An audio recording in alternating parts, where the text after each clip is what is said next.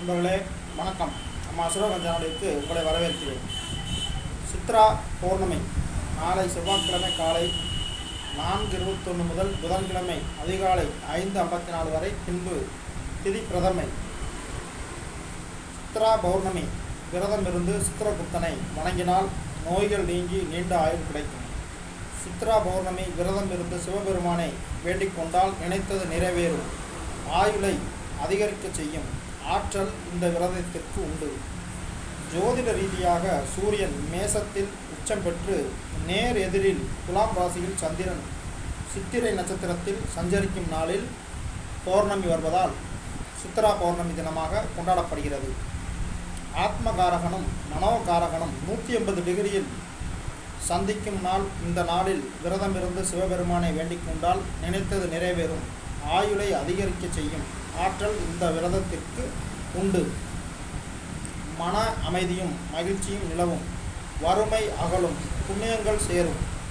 இந்திரன் சாப விமோச்சனம் வேண்டி அனைத்து சிவஸ்தலங்களையும் சென்று வணங்கி வரும் நிலையில் மதுரை சொக்கநாதரை தரிசித்து சாப விமோச்சனம் பெற்ற புண்ணிய நாள் சித்ரா பௌர்ணமி. மதுரையில் வைகை ஆற்றில் கள்ளழகர் கால் பதிக்கும் நாள் சித்ரா பௌர்ணமி.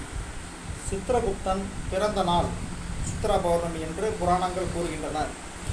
பார்வதி தேவி ஓர் அழகான ஓவியத்தை ரசித்து உயிர்ப்பித்து தாருங்கள் என வேண்டினார்.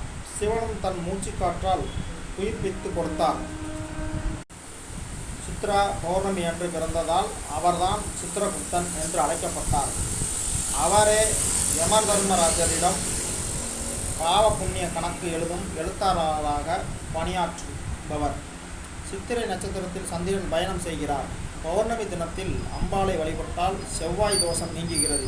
தாய் கிரகமான சந்திரன் தந்தை கிரகமான சூரியனிடம் இருந்து வெப்பத்தை வாங்கி கொண்டு பூமிக்கு குளிர்ந்த ஒளியை கொடுக்கும் சந்திரன் மிக பிரகாசமாகவும் களங்கம் இல்லாமலும் மிக அதிக சக்தி மிக்கதாக ஒளிகிறது.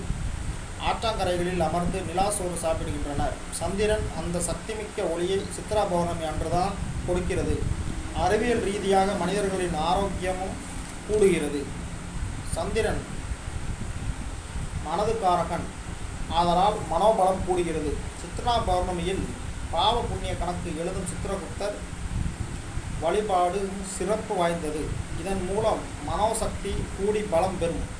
இந்த நாளில் மனதை செம்மைப்படுத்துகிறார் சித்திரகுப்தர். நிலவு ஒளியில் குடும்பம் உறவுகள் இணைந்து உண்டு மகிழ்வதால் மனமகிழ்வும் ஆரோக்கியமும் ஆத்ம பலமும் கூடுகிறது.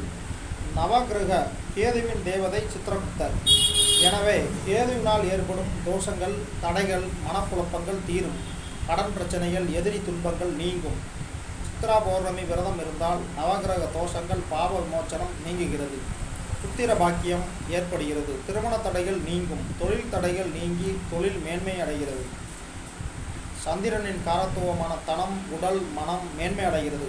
தாய் கிரகம் சந்திரன் அதிக பலம் பெறும். இந்த நாள் பெண்கள் தாயையும் தாய் வம்சத்திற்கும் செய்ய வேண்டிய ஆகம கடமைகளையும் செய்ய வேண்டிய நாள். மாங்கல்ய பலம் பெறும் நாள். சித்ரா பௌர்ணமி அன்று நாம் உப்பில்லாத உணவுகளையே சாப்பிட வேண்டும். வீட்டில் பூஜை அறை சுத்தம் செய்து விநாயகர் படம் வைத்து அரிசி மாவினால் கோலம் வரைந்து தலைவாழை இலை போட்டு பாசிப்பருப்பு கலந்த சர்க்கரை பொங்கல், பாசிப்பருப்பு கலந்த எருமை பாலில் பாயாசம் செய்து நைவேத்தியம் செய்யலாம். ஏழைகளுக்கு முடிந்த அளவு தானம் கொடுக்க வேண்டும். ஏழை மாணவர்களுக்கு பேனா, பென்சில், நோட்டு வாங்கி கொடுக்கலாம். அன்னதானம் செய்வது மிகவும் சிறந்தது. இதன் மூலம் நீண்ட நாள் திருமண தடை நீங்கும்.